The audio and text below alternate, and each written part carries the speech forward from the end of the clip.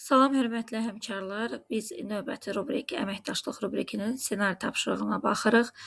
Əməkdaşlıq rubrikində qeyd edim ki, bilik quruluşu kimi birinci koddan başlayaraq 5-ə qədər kodlanır. Yəni kod 1 və kod 5 aralığında biz ssenarilər sizə təqdim edəcəyik. Kod 1-də, yəni səviyyə 1-də canlıların əsas həyatı xassələri mövzusunda müzakirədə müəllimin suallarına hər biri öyrənən fərdi cavab verir. Qeyd etmək istəyirəm ki, əməkdaşlıq rubrikinin biz baxdığımız zaman tələbinə uyğun olaraq birinci səviyyədə mütləq lazım idi ya fərdi cavab verilməsi, tək başına iş və yaxud da kollektiv iş, ümumi işdən də söhbət gedirdi. Burada da biz açar söz olaraq fərdi gördüyümüzə görə bunu səviyyə 1 olaraq götürəcəyik. Kod 2-də isə canlıların həyatı xassələri mövzusuna aid iş vərəqlərini öyrənənlər hər biri 4 nəfərlik qruplarla işləyirlər. Ancaq A qrupunda şagird digər üzvləri nəzərə almadan özü tapşırıqları həll edir.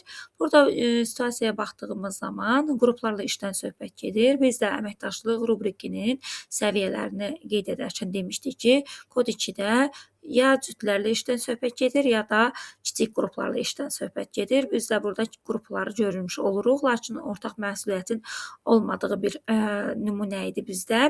Hal-hazırda gördüyünüz kimi A qrupundakı şagirdin özü tək başına işi həll edir, digər üzvlər isə töhfə vermir. Kod 3-də isə canlıların əsas həyatı xassələrinə aid iş vərəqlərini işləyən B qrupunda öyrənənlərin hər biri tapşırıqlara məsuliyyətlə yanaşı qrupun işinə töhfə verməyə çalışırlar. Biz burada qeyd etmişdik ki, əməkdaşlığın 3-cü kodunda mütləq lazım idi ki, ortaq məsuliyyət olsun. Bunun da açar sözlərini görmüş olduq.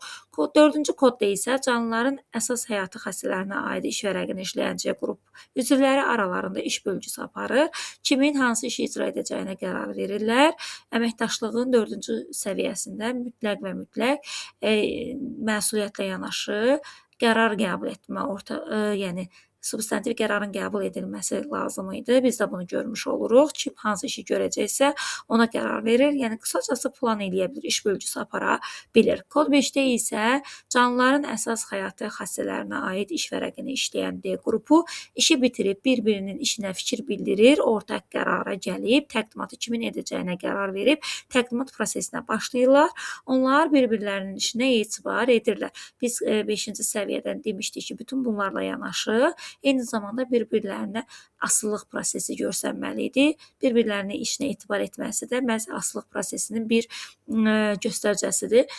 Ümid edirəm ki, ssenari sizin məqsədinizə uyğun oldu. Təşəkkürlər.